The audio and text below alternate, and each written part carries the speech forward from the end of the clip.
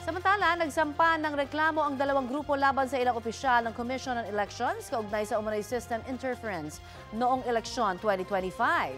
Ayon sa mga nagreklamong alyansa ng nagkakaisang mamamayan at Council of Church Leaders for National Transformation, paglabag sa anti-cybercrime law ang system interference tulad ng umano'y pagpapalit sa software program version ng automated counting machines o ACM. Hindi direktang pagpapadala ng election returns mula sa ACM papunta sa COMELEC Central Server at pagkakaroon umano ng discrepancy sa bilang ng mga boto. Ang mga inireklamo ay sina COMELEC Chairman George Garcia, 6 na COMELEC Commissioners at 3 iba pa.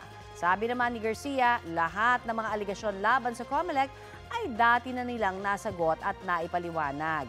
Gayunpaman, handa raw silang harapin ang reklamo at sumagot sa investigasyon.